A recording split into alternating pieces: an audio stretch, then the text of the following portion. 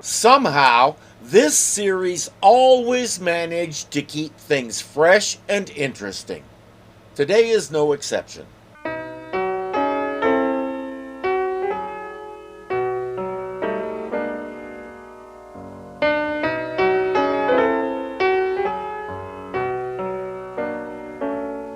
Every time I hear that music, I think I'm about to listen to Cruella de Vil. Remember the old detective shows on TV where the main character would narrate the story as things went along? It was late August in Los Angeles and hotter than the price of gold. For 2 long weeks, a superheated Santa Ana wind had been blowing in from the desert, and the city of angels was beginning to curl up and shrivel, like cheap bacon on a hot grill. And remember all the incomprehensible similes they used? Yeah, we're doing that today. And spoiler, it's wonderful. At night, the desert wind went away, but the heat hung around forever, trapped down in the streets and sidewalks and alleys, not to mention inside a guy's skull. People can get strange when it's been so hot for so long. People can even get crazy. Take my word on it, troops. Eddie Cain, investigator, wouldn't kid you. That's our man, Eddie Cain, Private Eye. We saw Cameron Mitchell in Irwin Allen's Flood, and I talked a little about him there. He was married 3 times, and 2 of them actually overlapped. He divorced his second wife, but married his third wife before the divorce was final. The wives both sued him for bigamy, and not only did his divorce get finalized, his other marriage was annulled. So he wound up with nobody. Anywhere but Hollywood, that'd be a big deal. He's both our star and our narrator today. Let's find out who he's talking to. Besides us, of course. Come on, Eddie, talk to me. Man's trying to help you, Cain.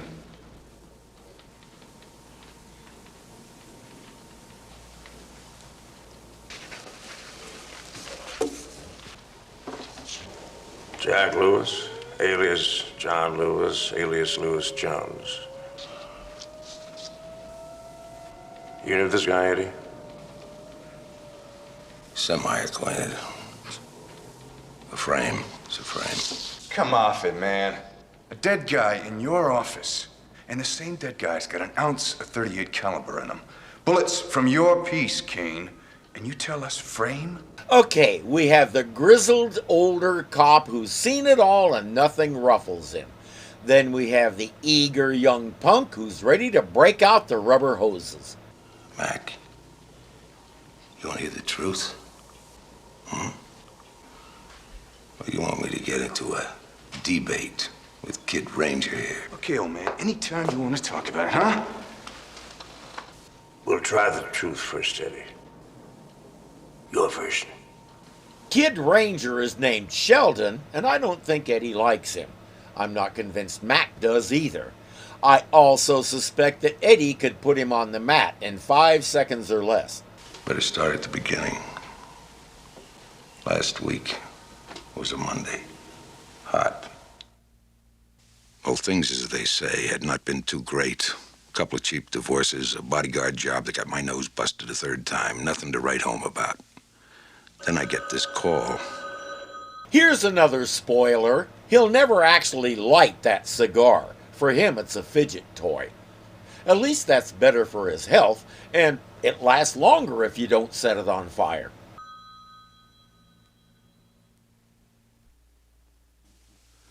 The call had come a long way. 20 years. Norma Crespi, an old friend. She wanted me to meet her at her house right away. Her name is Lang now. She married some rich guy who's currently running for governor and lives in luxury. Important, Norma said. Life and death.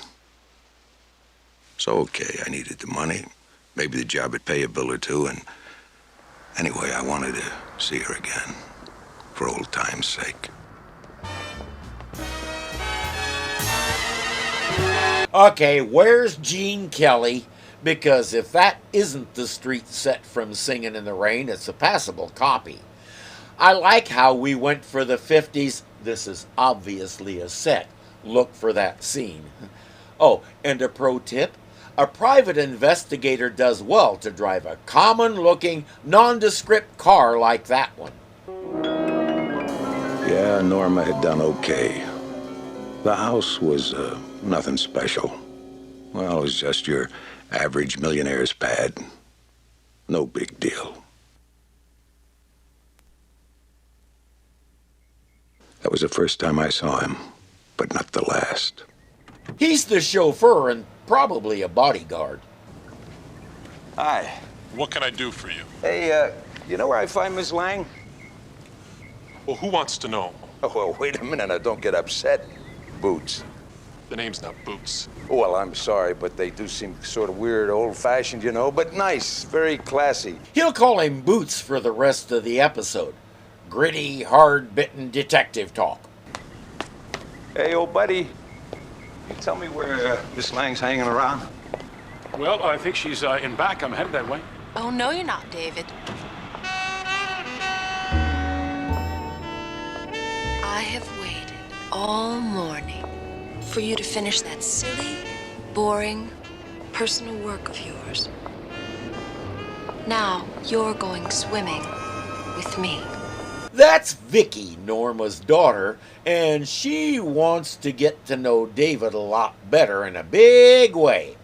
As we know, for David, that involves vows and rings and stuff like that, and considering how she's already acting, thank you, but no.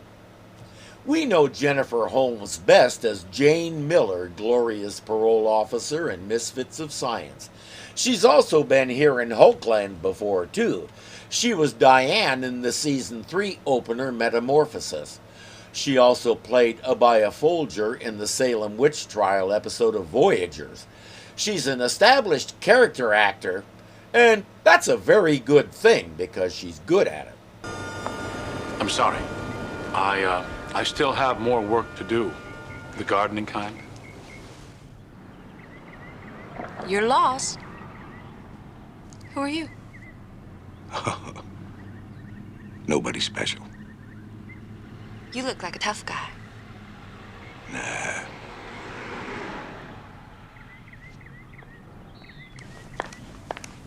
So long, tough guy. Nah, he's not a tough guy. He just plays one on television. David is your basic handyman who's such a gorgeous hunk, every wife on the block wants to hire him. Hey, old buddy. Oh, you're the gardener, huh? Quite often, yes. Yeah, quite often. That's good, yeah, that's good. Say, I take it that's the young lady of the house. Yes, that's right. And she allows you use of the swimming pool? No, she demands it. Skinny dipping only. So far, he's been a bit disobedient about all that. She's very democratic that way. I'll bet. How long have you been gardening for her? Mr. Cain. You are Mr. Cain. I'm Cain. Yes, I are Mr. Cain. Nurse Ratched, I presume?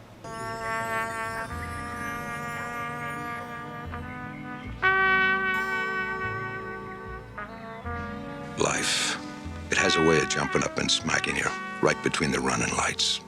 And always when you're not looking for the punch.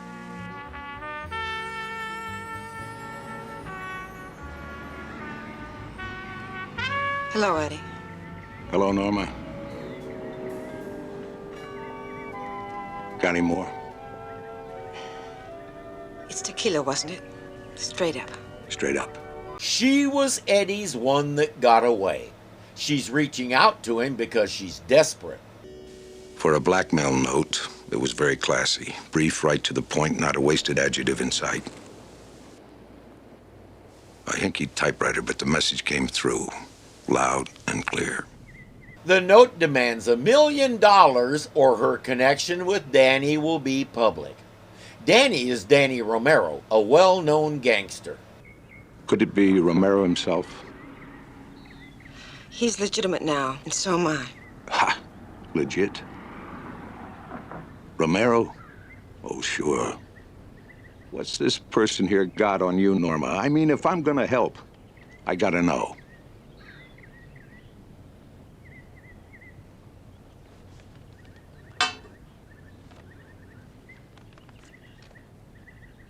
It was a Xerox copy of a love letter from Danny R. to Norma, dated after Norma Crespi had become Norma Lang. That's as much as she'll tell him for now, but it's clear enough what she did. Will you help Eddie?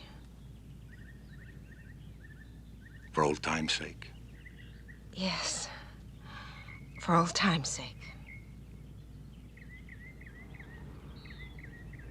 Old time's sake, huh? What the hell kind of story is that? I've done some pretty stupid things myself. For the same reason. So, you started checking out the staff. Yeah. It's the only way. Honestly, my money's on the daughter. She's probably angry because Mom won't make David give her a tumble. Everyone checked out okay except Jack Lewis, the chauffeur, and the gardener, David Benedict. The chauffeur's pedigree was still being run down, but Benedict was another story. On David Benedict, my ID man drew a complete blank. 0. And when someone comes up 0, then it's dime to donuts he's got something to hide. Dimes to donuts? My family always said dollars to donuts. Eddie is a cheapskate. David jumps in his old pickup and takes off in a hurry, whereupon Eddie figures there's something shady going on, so better follow him. He finally pulled in near the Devil's Advocate. Dope, sex, the works. You name it, and the Devil's Advocate served it up on a platinum platter. What Benedict was doing there was a mystery. But what the Lang Rolls, complete with boots, was doing parked out front was even more of a mystery. He's there because Vicky is smashed out of her gourd and he's been ordered to take her home. Why Jack can't do it isn't explained. But speaking of Jacks, you may have noticed that Jack Colvin, aka Jack McGee, isn't in this episode. That's because he's making his debut as a director. So far, I like his work.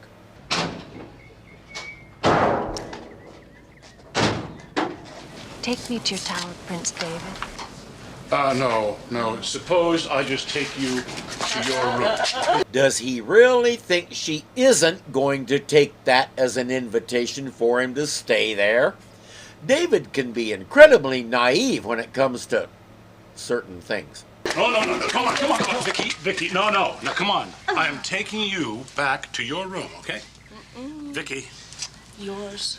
No. Not mine. No, Vicky, no, Vicky. Vicky, no, you're. Come on. He'll be busy with her for a while. No, not like that. So Eddie figures it's a good time to search David's room. But the more I dug around, the more stymied I got. The guy was some kind of math nut or something. He'd got calculations written down everywhere. And the books, Einstein'd have trouble figuring them out. It was weird, really weird.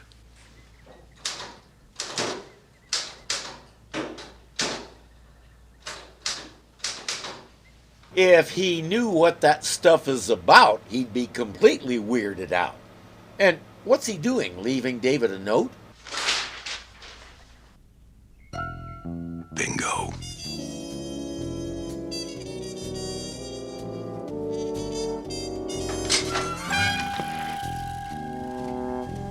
Can I help you?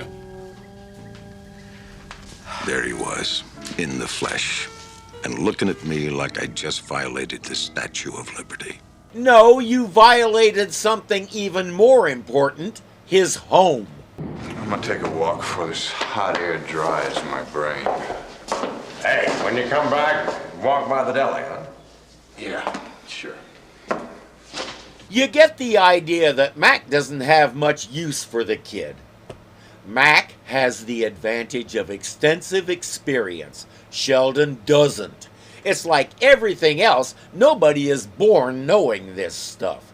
Some years ago, Mac was Sheldon. He learned just like Sheldon has to, just like every person on the planet does. I played golf for a while, and the first time I tried it, I decided I was going to look like a bumbling idiot and make a fool of myself. That's what it takes to learn the game. By the time I quit, I wasn't even remotely making a fool of myself. I improved to the point where I was only a bumbling idiot. I was rather proud of that. Eddie thinks he's figured it out. Poor gardener wants girl with social connections. Poor gardener seduces girl or vice versa. He learns about girl's mama, makes a play for same and job security. You're wrong. I went to the Devil's Advocate because Mrs. Stravos asked me to do so. She was worried about Vicky. She didn't want Mrs. Lang to find out about it. It should be easy enough to track down Mrs. Stavros and verify David's story, but instead he shows David the ransom note that obviously came from his typewriter. David says, yes, someone typed that on this machine. I wasn't that person. Eddie was able to just walk right in here so he doesn't keep the door locked. Anybody could come in and type that. An innocent victim of a double cross? I doubted it. My cynical side was strong as ever, but there was something odd about this David guy. Something more than just his blank history. Okay, old buddy. If you're telling the truth, I'll find out. The same as I'll find out if you're lying. Only, don't make any sudden moves, you know, like leaving town. Or I'll jump to a quick conclusion and put the cops in your tail. No problem. He won't try to leave unless the Hulk shows up.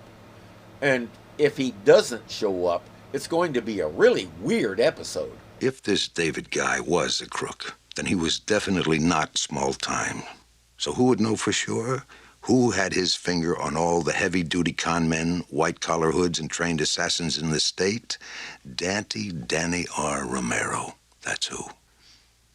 Getting in to see a guy like Romero wasn't so easy, but I made a few calls to the right people, and before you could croak Cosa Nostra, I was getting a free massage. Gangsters are such nice people. You're not carrying today, Seamus. That's very smart. Just lucky Irish. The name's Mr. Sheen. And his name is Mr. Cain, not Seamus. Double standard much? Danny is in the car. Eddie is invited to join him. All right, what you got, Eddie? What's so important?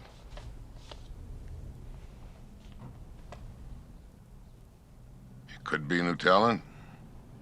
I'm not very connected anymore. What's his game? Blackmail, maybe. Danny is brushing it off as small-time stuff until Eddie tells him who the mark is. Try Norma Crespi lying on for size. I guess Danny didn't like the way that one fit. Too tight, I think. Binding, you know, right across the chest. Well, I don't know. Relax, Danny. This may not be the guy. Did Norma tell Victoria? Vicky? Tell her what? Yeah, you're right.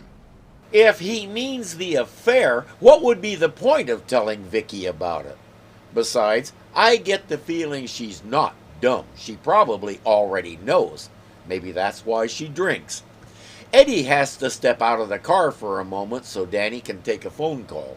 What was going on? I say apples. Romero says oranges, then tries to cover like he'd meant apples all the time.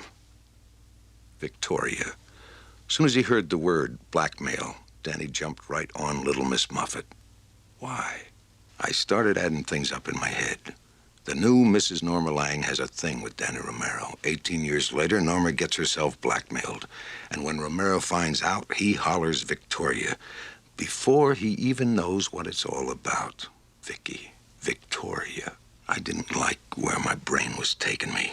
He may not like where his brain is going, but it's not stopping, and he's just along for the ride. How old was Norma's daughter? 19? 20? Could she be 18? Well, easy. No sweat. And if things had worked out different, could Victoria Vicky Lang have been Victoria Romero? Kinda sounds that way, doesn't it? Danny is done with his phone call. Well, Danny, I was just leaving. My 10 minutes are up.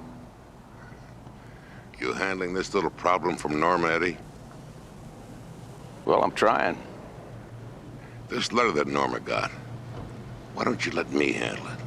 I'd be glad to. I mean, you're welcome to. When Norma tells me to lay off. That music is our own little version of... That's because... is something everybody uses. It's ordinary. This show is anything but ordinary. A letter. Romero mentioned a letter. But I never told him about any letter. Didn't have the chance. So how'd he know? I decided it was a good thing Mr. Lang was out of town. Mrs. Lang and I were going to have another long talk. But first I called to my guy in ID, who was happy to report he'd finally run down the goods on our chauffeur. It seems Boots was a definite small-timer with a bunco record a yard long and 2 big falls for, you guessed it, troops, blackmail. And we already established that just like everyone else, he has access to David's room and the typewriter. Maybe I'd been wrong about this David guy. Maybe I should have aimed at old Boots from the start.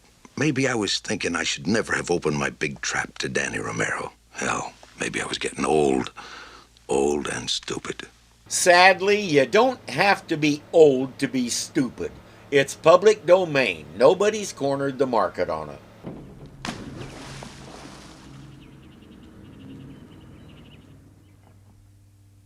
Boots and darling Vicky. The more I saw of little Miss Moffat, the more the resemblance to Romero came through. She had the same kind of style. Basic cobra.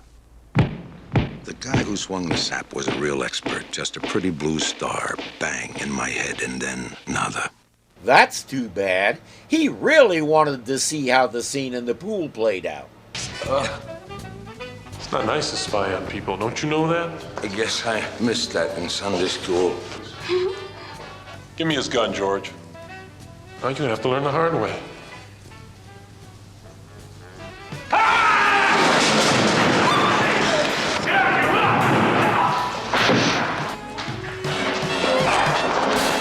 Boots and company start pounding on David. Someday, somebody needs to corral David and explain to him about hitting back. Based on his behavior, he may not know he can do that.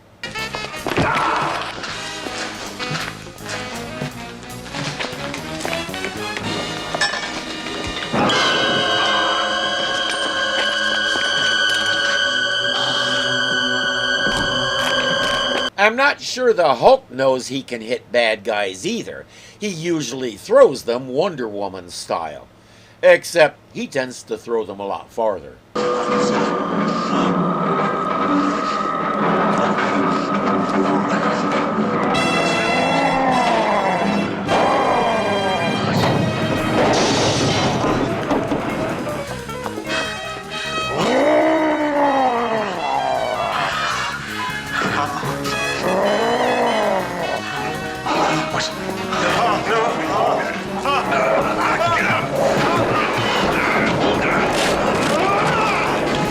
Squishing them like bugs is effective, too.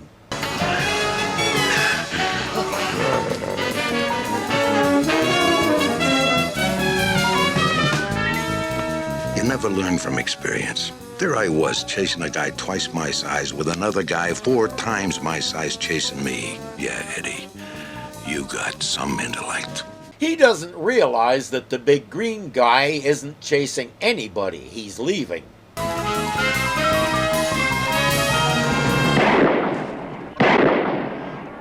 Ah, the cry of the North American Bang Bang. I didn't know they lived around here.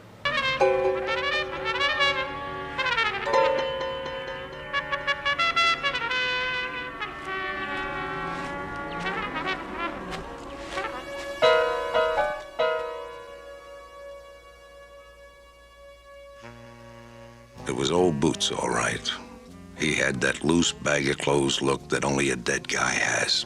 May as well take his boots. He won't need them.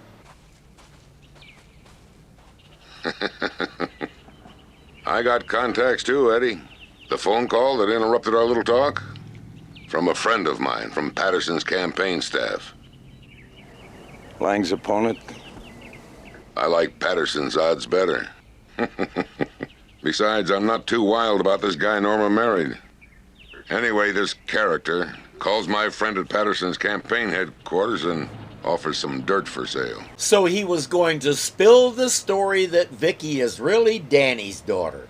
Dirt for sale. Now he gets a dirt nap.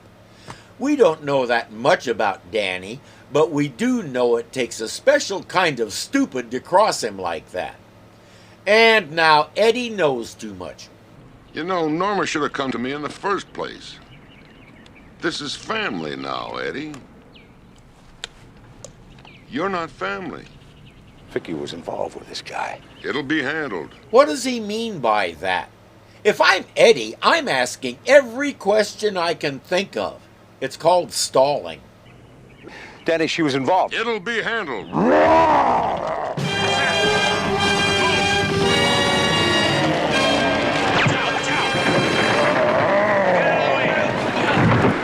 He stalled just long enough. Eddie will get away, but he's wounded. Things are a little vague for him from there. Big green men, mafioso. Jeez, what a crock. So Romero, or Romero's boy, stopped the chauffeur. McCain's gun. His gun fired the rounds, Mac. The chauffeur took Eddie's gun. That's what he says. And if he was going to make up a story, don't you think he'd dream up something a little more believable? It took forever, but I finally made it to the house. And then I got a surprise. She picked a hell of a time to throw a party and play Meet the Press. I knew it wouldn't do to bleed all over Norma's soiree, not right then. But I needed a place to settle, and I needed it fast. The gardener's apartment was closest. He passes out in David's doorway.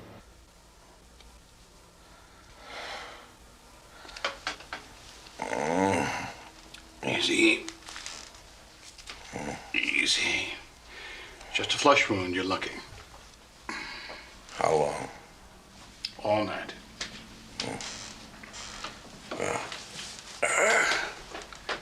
I want to thank you for this.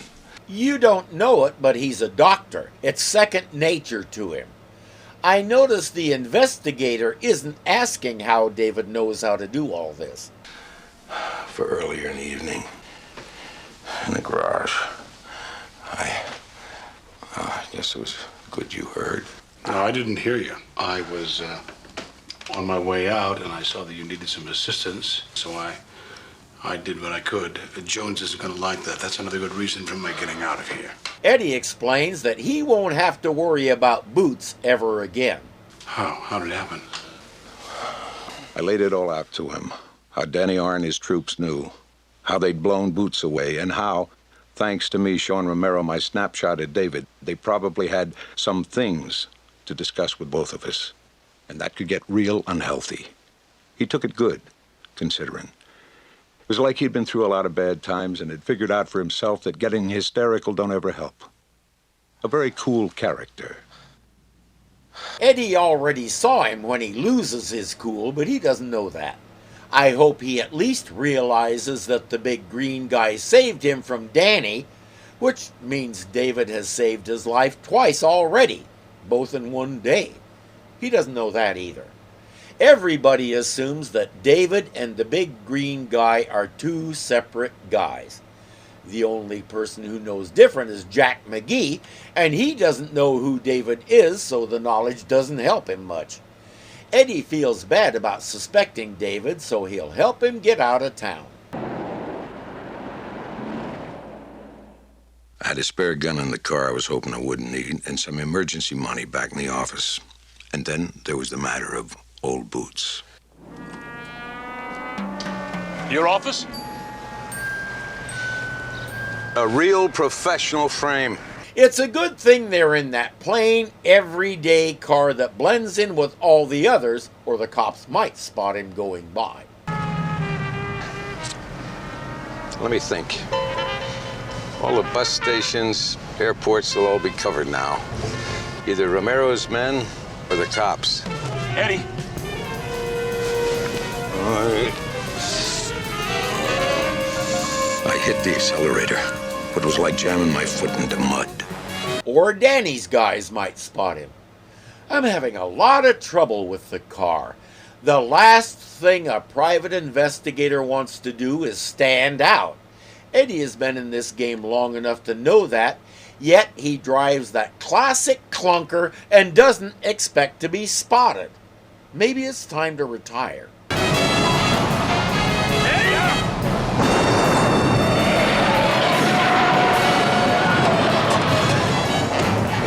And now it's a classic clunker that needs some body work. I don't want to know what that's going to cost. Now let's look at some stupid criminals.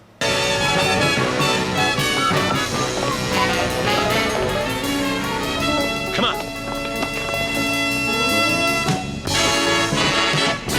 If they had backed up and kept going instead of jumping out and gawking, they probably could have stayed with him. Eddie knows that to get past Romero, he's going to need Norma's help. I gave Norma a call, set up a meet, and got there right on time. Norma, though, was late. That's okay. It gives them time for some exposition. Tell me something, Eddie. How long have you been in this, business? Eons. Too long, man. Too long. Oh, I mean, there's money in it. Good money. I mean, if you got enough capital to start a real agency, you got a big office and a couple of shoe leather dicks to pound the pavement, and a lot of electronic surveillance gear. I had all that once. I had a heavy clientele, flashy girlfriends, cute as lace pants, nice car, the whole bit. So what happened? My appetite. I got too hungry. Got involved with the client and the client's money, and it wasn't really her money, capiche? In other words, he didn't check the client out before taking the job. I'm guessing she had really great eyes. Well, I paid it all back, but the big office and all was all gone. And yet, here he is, still doing the job without all the trappings. You get the feeling it's the only thing he knows. Eddie, the client, what happened to her? Huh. She did fine. She did all right. She came out fine. In fact, she just pulled up on the other side of that little park. She and Eddie meet in the middle and have a conversation that we can't hear, but his story explains a couple of things. He didn't just get involved with her, he got involved with her. When the truth came out, he was rather shattered. Now, 20 years later, they're reconnecting. Except she had an encounter with a gangster while married to a gubernatorial candidate, and it's coming back to bite her. Eddie returns to the car with an attaché case and a note. Here. What happened? Something very wrong is going down. She's crying her eyes out. See, all I wanted her to do was talk to Romero, get us off his hook. Then maybe I'd be able to take care of the cops, what with Norma's bread and the blackmail thing finished. So is she going to talk to Romero? Probably, but only to tell him we're making a very important delivery and not to get in our way. She's going ahead with the payoff, but she wants Eddie or David to make the delivery. Either Old Boots wasn't really the blackmailer, or else there's someone else. Eddie, what are you going to do? Look. And it's we, friend. You and me. Their first destination is a certain phone booth. These used to be a thing in cities. You could actually step into a little private box, put in money, and make a phone call. Almost as convenient as a cell phone, and you weren't standing in the middle of a crowd bellowing at someone on the other end. Privacy is a good concept. Now came the hard part. convincing the blackmailer that Norma couldn't deliver in person, that David was doing her the favor. He does work for her, the blackmailer has to know that. So it shouldn't seem unusual for her to send him in her place, since Boots is indisposed. The person goes for it, and several phone booths later,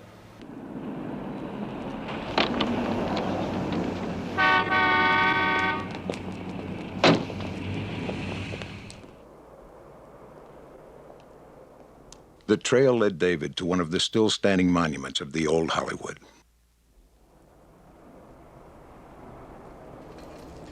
it's a fairly ancient movie studio that's been abandoned for a very long time.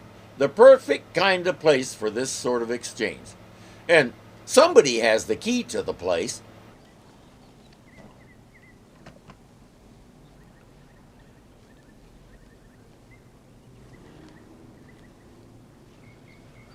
Hold it, messenger boy.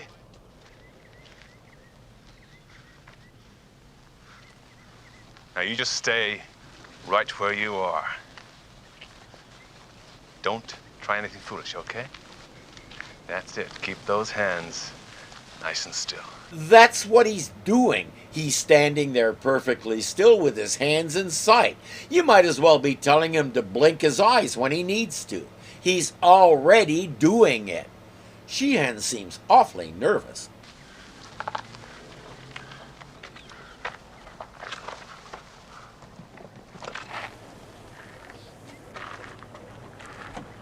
Put it down, Irish. Nice. Slow. Then again, he has a good reason to be nervous. It didn't occur to him that Eddie would be nearby. Okay, let me see if I got it right. Sheehan wants Romero out of action so he can take over the organization. Yeah, but this ain't 1948. You don't blow away guys like Danny R anymore. So Sheehan finds some nice dirt and decides to spread it around. Why blackmail somebody like Mrs. Howard Lang? And where'd you get the dirt to begin with? Where dirt always comes from. Your own backyard. I think we have a fair idea what he means by that, but let's see. Why the blackmail thing, Irish? If you're gonna get Romero's job, certainly don't need the money. Why'd you use old Boots, the chauffeur? Was he just a foil? Or... Suddenly, I noticed David looking very uptight, and Sheen's nasty smile came rushing back. And at the same time, I smelled perfume. Very expensive French perfume. Hiya, tough guy. I said it earlier. The first time I watched this, even before Romero and company were introduced, my money was on the daughter. But I don't think I would have ever guessed why. You need a shave, Mr. Cain. Like you need a conscience. You mean blackmailing Mommy, dear? Your ex-flame? I know all about it. Come on, babe, now hurry up. Come on. Enough talk. Not enough. Mr. Cain and, David want to hear some reasons. And considering what's going to happen to the poor boys, I think they deserve it. Don't you think they deserve it? They think they deserve it, so make it a nice long story. I hate my mommy. I know it's awful, but it's true. And Daddy was icy cold, too. As if he knew his little girl was not his little girl. And Mommy worried all the time about who Vicky talked to or saw. We know why, don't we? Mommy didn't want Vicky to dig up the family skeleton. The family skeleton was the fact that she's not Victoria Lang. She's Victoria Romero by blood. So Mommy sends Vicky off to Europe, and guess who Vicky meets there? 3 guesses. Guess who she meets? An Irish Casanova. Gotcha. Prince Charming. Oh. And he was so very, very charming. Weren't you charming? And Vicky fell in love. Or at least an infatuation. Really, what passes for love to most Americans today is a faint shadow of what it could be. I like the line in the REO Speedwagon song Can't Fight This Feeling when he says, What started out as friendship has grown stronger. That's how the best relationships happen. That's how it happened for my wife and me. I've seen it dozens of times among my friends. You don't fall in love. You get to know the person and come to love who they are. At least if you want to do it right. I hear people cry, "I can't find anybody." Where are you looking? Maybe you need to try fishing in a different kind of pond. And don't be in a hurry to jump in the sack. Sex is easy. Love is difficult, but worth it. Except in Vicky's case. But then Vicky learns that the prince is Dante Romero's boy, and that he's heard a story about Mommy, that the prince wants so he can bring his boss down, and he needs Vicky's help. The prince was a fake, just like everything else. I don't think Irish is enjoying this very much. She basically just told him he's a useful idiot. Now, you listen to me, Vicky. This is the wrong place to talk about these Vicky still needs things. the prince, you know? She needs the love and the belief because she never had it before and she doesn't want to lose it. So you steal a few letters. And seduce the chauffeur. Chauffeur seduction, don't you forget that. The prince needed a fall guy. But, then somebody new came along. A real prince. I'm getting real tired of your fairy tales, darling. Now let's finish with these gentlemen and get the hell out of here. Not yet, I'm not finished. All that raises an interesting question.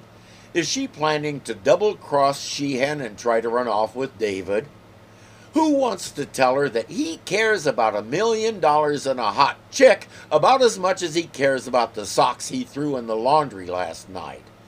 At the same time, she talks about killing him like it's as significant as doing the dishes. Mr. Cain, tell them that. No! Eddie, hey, Eddie. What happened then, man? Come on, Cain. All hell broke loose.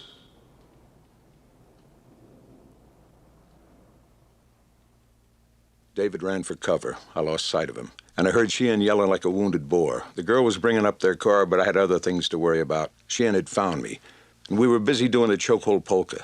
I think he's channeling Sam Spade or somebody with some of these turns of phrase. He sounds like a 1940s keyhole peeper. David tried to help, but little Miss Muffet took a shot at him, while Irish and me took a dive. I want to see the bullet that fits in that little derringer but makes a noise that big. Seems like a revolutionary breakthrough in technology to me. The rope Sheehan was trying to waste me with jerked loose. I yelled at David, but Sheehan was pounding my head, and there wasn't nothing I could do. Vicky, though, wasn't watching David. She was taking a shot at yours truly. And missing. Her first shot missed David, and her second shot missed Eddie. A perfect record, and now her little pistol is empty. But that won't matter in a few seconds. Green thing again. Whatever it was huge. Sheehan wasn't about to stick around. Neither was your pal, Eddie Cain. Vicky was in her car like a shot, and Sheehan was diving inside. The big green fellow, though, had his own ideas about them leaving.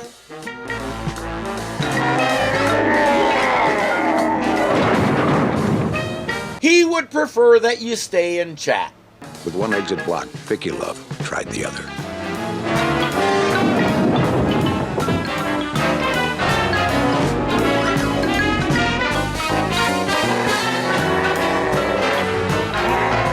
That tower must have weighed tons, but old Mr. Green had no trouble at all.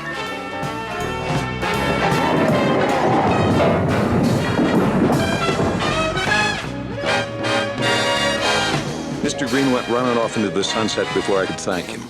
But when you're green, I guess hanging around for handshakes just don't pay off. It's not easy being green. The Hulk is content to let the authorities deal with those two now that he's made sure they can't get away, at least in the car. If they try on foot, I'm pretty sure Eddie found at least one of the guns. As long as it's not Vicky's little toy, he can keep them here for the cops. Hey, Eddie, what happened to the gardener? Gardner? This David guy, the guy who helped you. He's gone. David's gone. He's gone.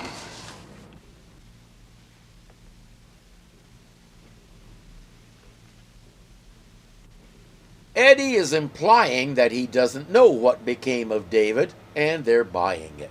You could get the feeling Eddie has done this sort of dance before. So now what? They just found Sheehan a couple blocks from here, Dive Hotel. Romero's boys got there just ahead of us. Lucky for Sheehan. And the girl's okay, too. They're bringing her here. I guess you can go, Eddie. She backs your story. Laid it all out to the arresting officers, nice and neat. She told pretty much the exact same story he did, big green guy and all. Hey, wait a minute. You can't just let him walk in. Get out of here, Larry. Let it go.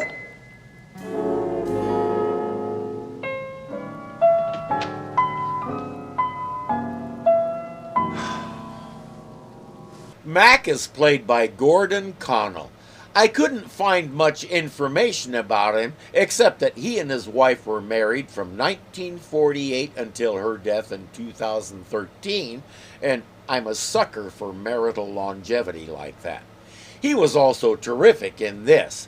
I liked the way he and Roscoe Bourne as Sheldon played off each other. I couldn't find much information about Roscoe either, except that he spent most of his career in soap operas. As an unabashed fan of General Hospital and a researcher by nature, I understand what it takes to do that job. You might get the gig today and they kill you off tomorrow, only to bring you back 3 years from now. How's an actor supposed to function under those conditions? And yet they do it. He did long stretches on several shows. That's as much as I could find about either of them, except that both have now departed this plane of existence. The tribute to the detective stories of yesteryear was thoroughly enjoyable.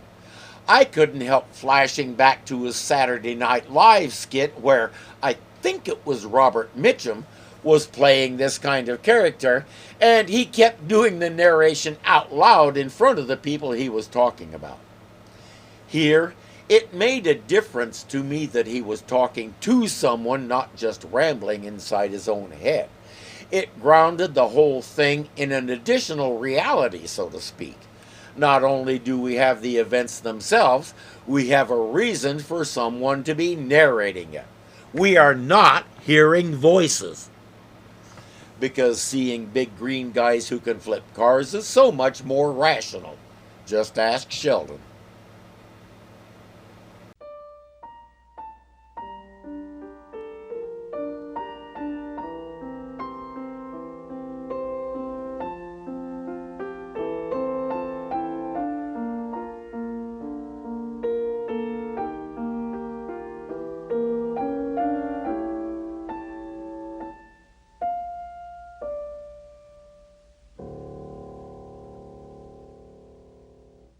He was married I can make a...